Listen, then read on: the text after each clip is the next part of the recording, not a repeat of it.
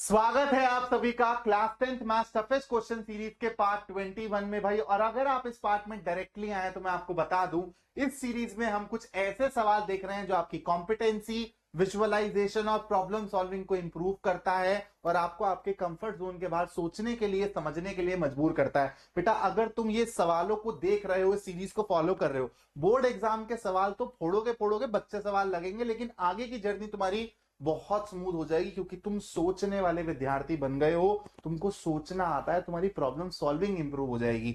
बेटा तो ये मैंने कल अपनी लाइव क्लास में सवाल पूछा था, तुम लोग भी इस सवाल को करने की कोशिश करो अगर तुमने पहले नहीं देखा है। तुम्हारा फर्स्ट चैप्टर का बेटा सवाल है, ऑलमोस्ट 10 महीने से तुम अपना पहला चैप्टर पढ़ रहे हो रेपिटेडली।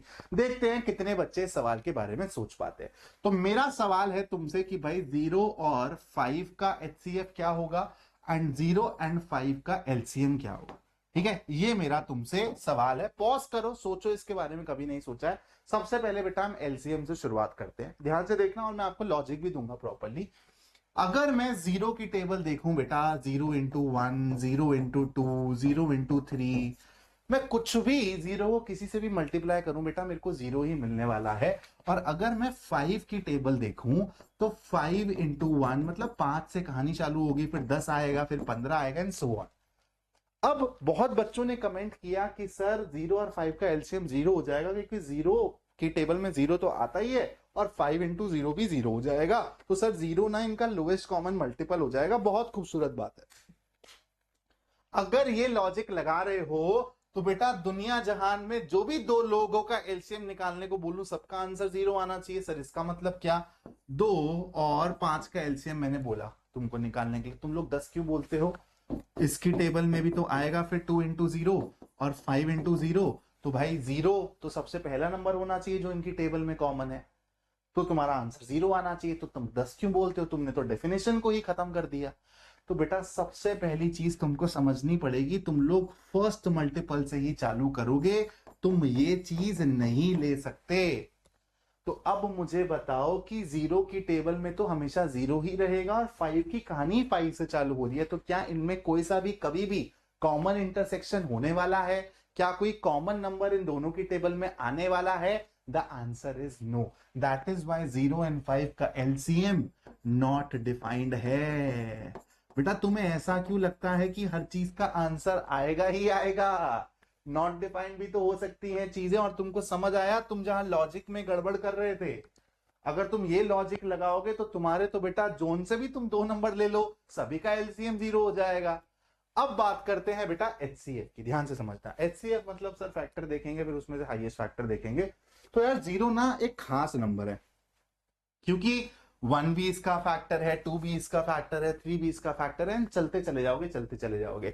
और 5 के अगर मैं फैक्टर्स की बात करूं तो तुम बोलोगे सर 1 है और 5 है, क्योंकि ये प्राइम नंबर है। तो भाई ये 0 का 5 फैक्टर है, बोलो हाँ या ना, और यही दोनों का हाईएस्ट फैक्टर भी होगा। मतलब ये पॉसिबल है निकालना 0 और 5 का एचसीएफ किसके बराबर हो जाएगा बेटा? 5 के बराबर। आज के बाद दिमाग में रखना, अगर तुमको कोई ऐसा ट्रिकी सवाल पूछ ले तो बेटा एकदम तुमको अपने बेसिक्स पे फॉल बैक कर जाना है और एकदम बेसिक लेवल से चीजें सोचनी चालू करनी है। इसने बोलते हैं बेटा basics are very important, definitions are very important. आप कभी भी डेफिनेशंस को वायलेट नहीं कर सकते हो। अब मैंने एक और सवाल तुमसे पूछा था इससे पहले वाली वीडियो में कि सर्कल के अंदर तुम क्या पैरेललोग्राम बना सकते हो, और अगर बना सकते हो तो किस टाइप का पैरेललोग्राम होगा। बहुत से बच्चे बोल रहे थे सर हम लोग रोम्बस बना सकते हैं। चलो एक काम करते हैं, रोम्बस बनाने की कोशिश करते हैं। बेटा रोम्बस बनाने की कोशिश करोगे भी सही, एक बात बताओ, चलो इसको तुमने इतना ले लिया, इसको ऐसे लोगे तो क्या ये चौथी वाली वर्टेक्स टच करा पाओगे? नहीं ना। मैंने क्या बोला था? पैरेललोग्राम जिसकी चारों वर्टेक्स टच करे, मतलब साइक्लिक होना चाहिए बेटा गेम, है ना? ऐसा नहीं होगा। फिर एक बच्चे का एक्सप्लेनेशन मेरे को बहुत अच्छा लगा कमेंट में, जिसने बोला कि सर अगर ये साइक्लिक होगा, क्योंकि आप बोल रहे हो कि चारों की चारों वर्टेक्स टच होनी चाहिए, मतलब अपोजिट एंगल्स का सम अपने को 180 डिग्री चाहिए, तो सर ये तो स्क्वायर और रेक्टेंगल में पॉसिबल है। बिल्कुल सही सोचा बेटा आपने। इसके अंदर एक प्यारा सा स्क्वायर भी बना सकते हो और इसके अंदर एक प्यारा सा तुम रेक्टेंगल भी बना सकते हो। इसके अलावा सोचने की कोशिश करो कि बेटा इसके बाद किसी बच्चे ने बोला सर ट्रापीजियम के बारे में तो किसी ने बोला ही नहीं। भाई जब मेरा सवाल ही ये था कि पैरेललोग्राम्स में तुमको सीमित रखना है खुद को, तो ट्रापीजियम क्या एक पैरेललोग्राम होता है? नहीं, trapezium is a different figure than parallelogram. अब बेटा तुम लोग बड़े फिजिक्स के क्वेश्चंस की डिमांड करते रहते हो, तो एक मैं तुमको फिजिक्स का सवाल पूछ रहा हूं, तुम लोगों को मेरे को कमेंट में इसका आंसर करना है। चलो भाई, यहां पर तुम्हारी बैटरी है, ठीक है, और यहां पर ऐसे दो पैरेलल में बेटा बल्ब लग रखे हैं, ठीक है। फिर यहां पर बेटा एक बल्ब लग रखा है और एक और यहां पर बल्ब लग रखा है। मैं इसको बोल रहा हूं बेटा B1 बल्ब 1, इसको बोल रहा हूं मैं B2, इसको बोल रहा हूं मैं B3, इसको बोल रहा हूं मैं B4, ठीक है।